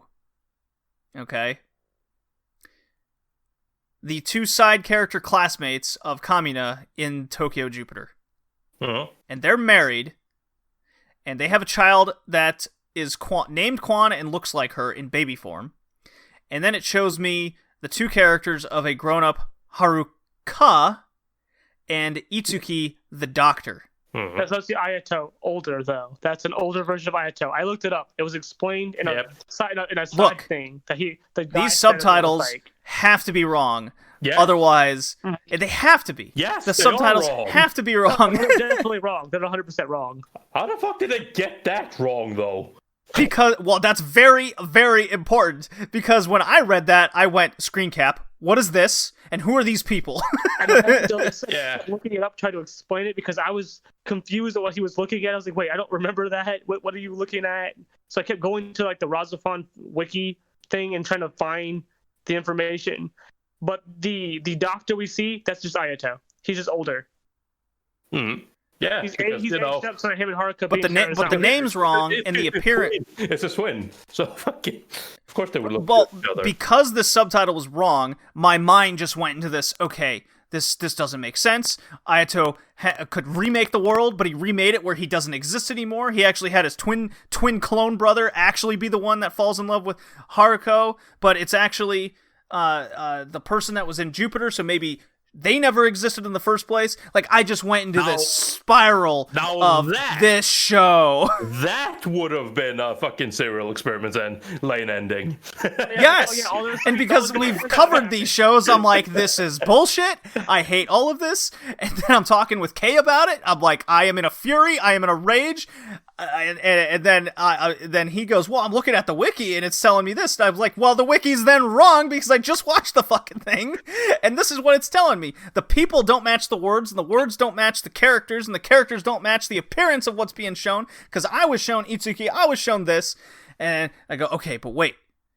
What if the show was wrong? What if the subtitles were incorrect? Okay, well then now I have to spin it. Okay, that really is Haruko, and and because Itsuki was the twin clone, it makes sense that Ayato would look like that later. Exactly. Aha! So what we established is I don't know if High Dive was the ones that originally subtitled and licensed Rahxephon. I want to say it was Bandai, because I don't think they were the original licensors of it. So it might not even be their subtitles. They just threw it up there, copy and paste. Fucking fix it. But yeah, no, that was terribly confusing. Because that is an extremely important point. In the grand scheme of things, yes. But really, though, no. Well, it just kind of made me go into the anime rage of you don't make sense, Rahxephon. I hate you so much. Animation-wise, it was pretty okay. Yeah, I mean, it's Bones. Bones do good. I don't like the mecha design. I'm not a big fan of the Rahxephon design. I think the wings on the head kind of kill it for me. I don't know, man. I absolutely loved it, especially there at the end when the eyes pop out and he's just going crazy. I love the fucking facial expressions of those things. It's so dumb. Oh, yeah, got to get the orgasm face going. Oh, yes. I mean, I appreciate it though. Why not? I mean, even when you get the mech integration moments, it's always Tori. Kay, did you know people have hormones and sexual ones at that? Oh, I didn't know. That's news to me, man. Because this Rahxephon show really hits home that hormones exist in characters and everyone has sexual desires. Did you know this? This blew my mind. A teenage boy of 17 sees some boobies and he's like, "Oh, sees older woman. Get the drywall ready. I'm ready to paint it. Get the drywall ready. I want a piece of those, please." No, I can't take that. This is wrong. Having these feelings are wrong. Well, why don't you just stay in this world? Why do you have to go back? Just live in a world that's all your own. Live comfortably. Oh, you're talking about the mindfuck episode. Oh, which one? Yeah, but yes. So, yes, well, that one. Yeah, the Moo alien thing that invades his mind. Yep. And it's an entire episode dedicated to him having sexual assault-esque feelings. Where he just keeps leaping on women. Oh, I'm sorry, I grabbed your titty. I'm sorry. I could not handle my sexual predator-ness in me in this moment. It's hard. Really hard. It's very difficult in this mindfuck anime world that I'm in. Like, oh. I'm just a teenager. I can't control my hormones. I'm sorry. Yeah, thank you, Kay. That's much better than the struggleness of words that I went through there. My hands are moving on their own. Oh my god! And then you have the women in that mindfuck going, "It's okay, do it." Yeah, why not? And then he freaks out. No, that's not part of my fetish. I don't know. No, I am a good Christian boy. No. I like JD's explanation better. It's not my fetish. I want you to resist more. That's kind of what it tells me. I'm like, no. Oh. Nah, he's just confused. He's a confused 17-year-old. Yeah, that puberty happens. Well, here's another thing. I swear. Here's a weird thing. So the character Kamina, they tell us like immediately that his mind is so kind of broken or trained, if you will, that he doesn't convey emotions like at all. Yeah. Because there's a key moment at the beginning where they're like looking at him in his locked room, and they're like, "Look at this kid. He's been captured by the government, held against his own will. He's part of the super robot that he doesn't know how to pilot, and he's just kind of like hanging out on his phone, staring at a wall, not a care in the world." Yeah. That's weird. Nah. Don't you think that's weird? Nah, We should probably keep him under close eye. And then you got a character going, whatever, he's 17. Yeah, Like, what? he's 17. No, he's just a teenager, man. You know, teenagers don't have emotions, hormones, or none of that stuff. You know. Aw. They don't have emotions, but they have hormones. Yeah, you know. Yeah, Fair listen, And then when their emotions come out, they if can't he rapes control a it. fucking crewmate or two, it's like, who cares? It's not that important. He's just an angsty 17-year-old. He'll be all right. Give him some therapy. Yes, Yeah. therapy. There's a joke. You know, for in a show that's really, really themed around music and musical metaphors, Mhm. I thought the music was kind of shit. It was okay. It's very one note, very low key. I understand, like they're Low-key, you trying say? to. I mean, no, literally, but like they're trying to. They're trying to not Over and overpower. over again. Yes, they're trying to not overpower anything. I agree that it's not. I also don't like that they literally included a piece of music, which is like probably the most egregious thing to me that this show did in terms of being compared to Evangelion. The literal battle theme is like fucking battle theme from goddamn Eva. It's like, are you actually kidding me? Did you fucking do that too? I'm sitting like, some of these things I can forgive, but when you start pulling that shit as well, I'm like, you know what? That's not okay anymore. Oh, no, I couldn't forgive any of it. I was like, boy, I couldn't tell you what you were inspired by. Could it be Evangelion? No, No, couldn't it's be. clearly Death Note. What are you talking about? No, it's clearly Naruto. 4 years before it came out, yes. Exactly. Clearly Naruto. Like they're definitely yes, inspired by yes. Naruto. Mm. Clearly, you know, the giant. Well, neck. he even had when he reset the world, if you will, when the Earth was going into his ovary egg. My eggs. No, get off the egg. There was the sun that became the Christian cross star thing that Trigger likes using.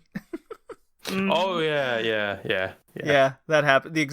I believe that was in the exact scene from End of Evangelion when he recreates the world. It was the exact same thing. Like, oh my god. Oh yeah, no, that was like if you put that End of Eva next to each other, it's almost like shot for shot trying to copy everything that happens. It's so egregious that I'm like, yeah, no, you couldn't come up with your own idea. I see. You had to copy End of Eva. And then do a terrible job landing it. Like, I know Eva didn't land the stick landing very well, but she always understood what they were going for. And this one, I'm like, I don't get what you're trying to do here. Other than just be End of Evangelion. Romance. We're a couple. Oh, we're a couple. Copy End of Eva. That's how you get there. I'm so happy I got to love you twice. I'm so happy Whatever I'm he still fucking sitting here. Just clenching a lot. I was like, oh boy. That didn't sound cringe, no. You know what finally, I mean, there was a lot of moments that broke me, but I would say broken laughter was he's become the robot. He's fighting Sister Robot in the air, like in the sky, and they're just kind of yelling at each other. And here's Haruka. Fuck the name. God damn it. Not that hard, JD. God. She's talking to her sister, and the sister's like, you know, you already lost him once. She's like, yeah. Maybe you should not do that again. You know what? You're right. I just gotta follow my heart. Absolutely. Gets in the plane, flies into the sky, has the crazed, I'm coming for you look. Oh, it gets wiped out, yeah. And she flies right into the middle of fire and explodes. She's dead. Right? It's... oof. And then it cuts to Kamina and Quan in their little spectral universe world where there's a piano and payphones. Mm-hmm. Yeah. And then no, they're on the random subway. Yep. And then he just goes, "Did something happen?" Wait, who was that? Oh, don't worry about it. What was that? Somebody was trying to get in contact with me. Nah. Yeah, and she just goes, "That's probably a fly or whatever." It didn't happen. Don't worry about it. I'm like, Okay. Don't worry Yeah, it was about right in the middle of all so those what are we dumb gonna deaths. do now? Well, now I'm gonna go and bring you to remember who that actually was. But he doesn't actually remember. He doesn't remember his past. Nope. It never happens. It's just a clip of this is how they met. But see, he's glad that he fell in love with her twice, even though he doesn't remember the first time. Right. Yeah, it's okay. He was just told once. You don't He was need just to. told. It could have been a lie, like a lot of other things in the show. Right. No, that was actually a lie. No. See, his hormones. He was like, yeah, no, I shagged you once. Oh, okay. My hormones tell me this is okay. I believe you now. For a show that had a theme of sexual desire, the only person I saw or that we see that actually had sexual relations in the show was the foundation student, the crazed one, the doctor's assistant. That was feeding Tara's information to the foundation. Even though they're above Tara and they could just get it themselves. Right. Listen, it's not about that, all right? They have to Look, they you're have right, to Tori. send spice in. It's very very, very important. Yeah. No. You have to have your Sele, and your whatever they call the Ava group. You gotta have Sele. So you gotta have your Sele, man, because Ava did it.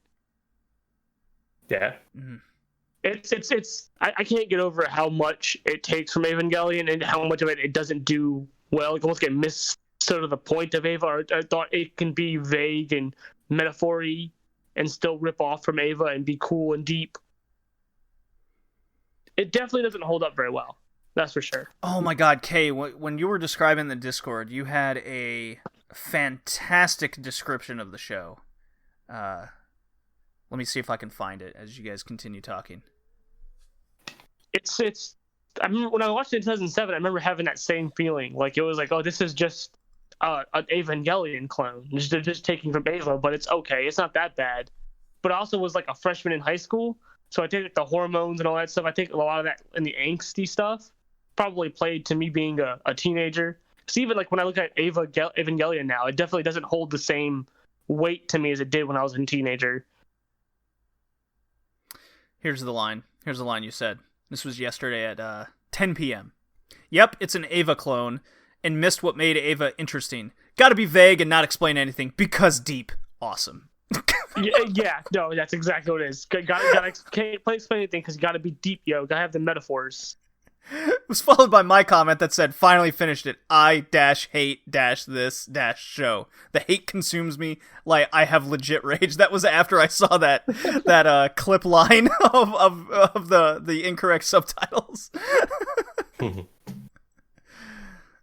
Tori, I went through a lot of emotions. I went through an emotional journey on this show.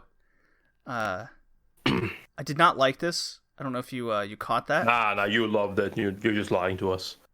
You love Evangelion, right? No, not really. See what I mean? I'm the one that actually likes the movies more because it doesn't waste my time as much.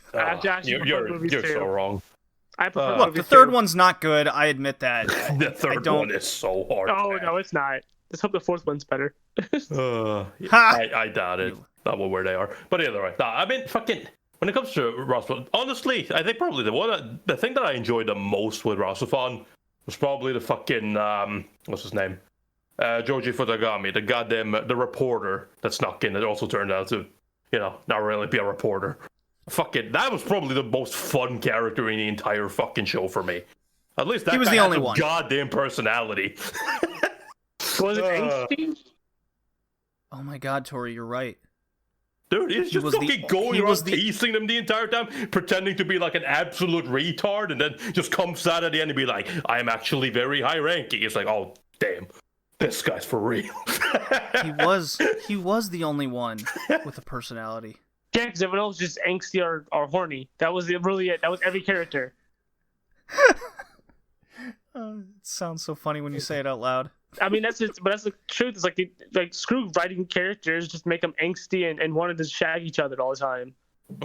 What's character development? What's that? Listen, have you seen a teenager? I, I might have been one once upon a time. I don't remember. Nah. None of us have. No, never. Didn't happen. Yeah, I was skipped never like that that. part. I was like, dude, want no part of that. JD was old when he was born. Bruh.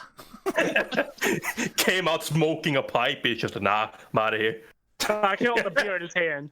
That's more accurate. I'm done with this shit. I leveled up. I leveled up. I paid for that level up expansion. I bought so many transactions.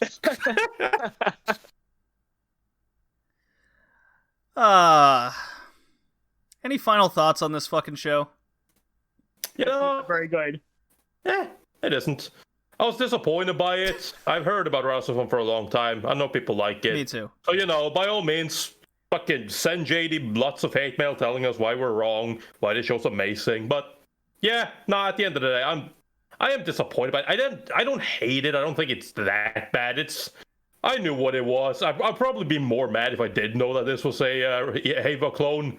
So it's kind of just like I'm sitting here like, all I can really say about the show is that literally, it feels like, not even it feels like it, it's trying to be deep, but the story in which it's really trying to tell, the kind of underlying theme of it all, it's really not that complicated. We've seen it in other fucking shows as well, other movies as well, and it's just, you don't even have to make such a big deal out of it, but yeah, at the end of the day, it's a whole bunch of like not answered questions, it's a whole bunch of like vague theories, and a whole bunch of just like, here's something, we will answer kind of the key things all the way at the end, and then the rest of this setup is actually irrelevant because that has nothing to do with anything. Fantastic. Thank you. No, I don't think I would have been as mad. I think I agree with you there. I think I would have probably been more of JD's mad if I had already seen this before and knew that it was a very blatant Eva clone. I think I'm just more, when my second through watch, I'm more disappointed with what I saw.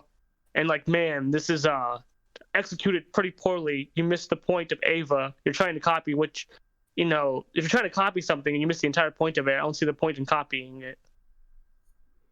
That's sort of what I took away from it. All right, everybody. Give us your scores. 0 out of 10 on that Mal scale.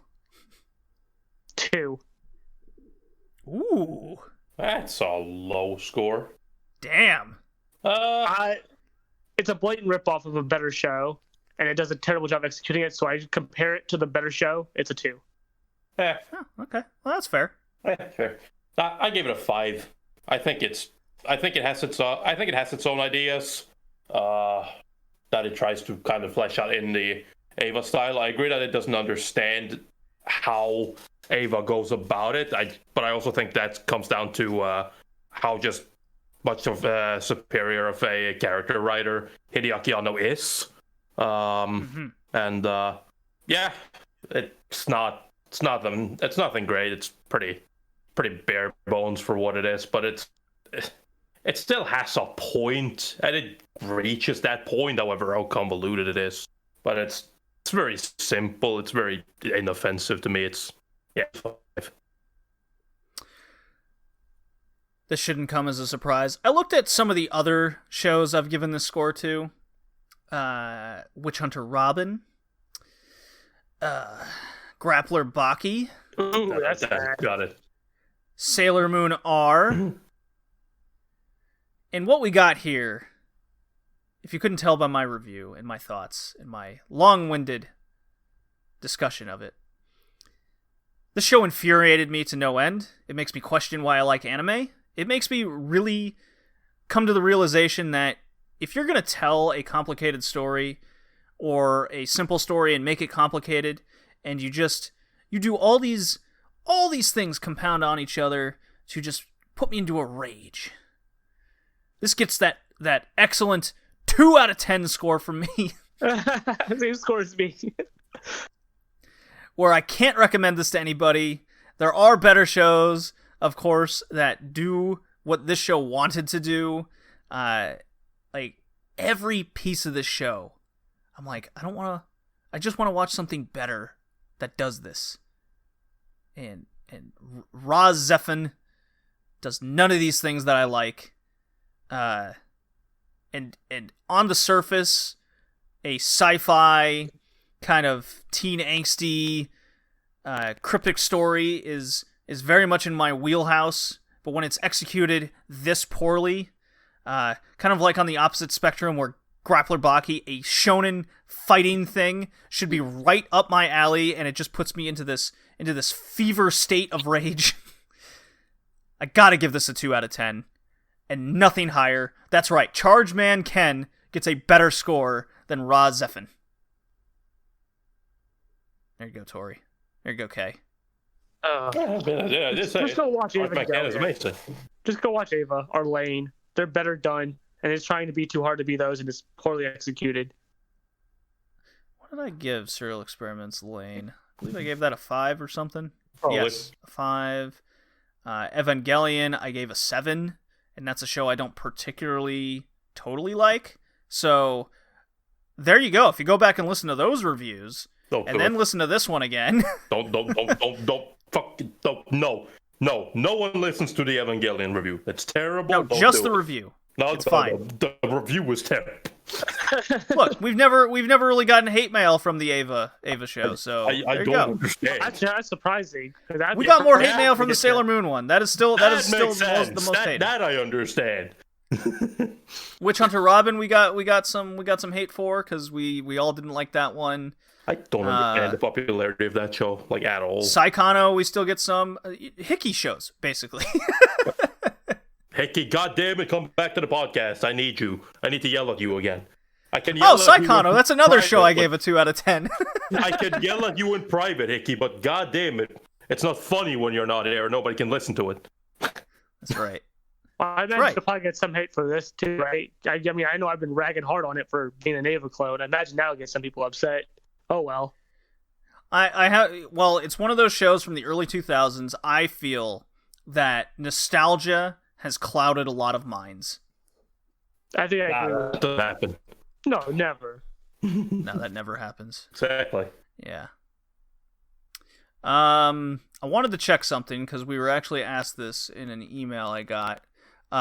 What is the Bebop High School user increase ever since we have covered it on the podcast? So when we covered it on the podcast, only 713 people have completed it on Mal to that point. Okay? Uh-huh. Mm-hmm. At this point, we last covered Bebop in August 2019, so it's been just over a year. 1,147 people have now completed the show in a year since. So clearly, all those people listen to our podcast. Absolutely. Literally. And watch Bebop High School. So there you go. There's Nothing to do with Toonami. Nope. What's a Toonami? Never even heard of them. They must not be real. No, it must not exist. They're not in my country, therefore they're not real. No, they're in my country, and they aired Bebop in its entirety like 3-4 different times in a row. It's a good show, though, so I don't blame them. All right, so our next episode is, you guessed it, episode 84. And we're covering Birdie the Mighty. Ooh. Interesting. Supposedly a good show. It's an OVA. So, I can't wait. And then that continues our Touch and Attack number 1 from there. Good stuff. Tori! Number 1. Yes. Kay, thanks for coming. Had me. I love you guys. I hate the anime that we covered today. Ew. I need a palate cleanser. Maybe I need more alcohol to cleanse it in a different way. Maybe, hopefully, I forget what I watched. Join us next time. See you, everybody. Peace. See ya. Where can you look? The truth or dream? When can you touch the truth of the love? So can you feel the voice calling you in a far distance? The sky is high, the dark is deep, the depths is waiting for the time. I cross to find the truth of the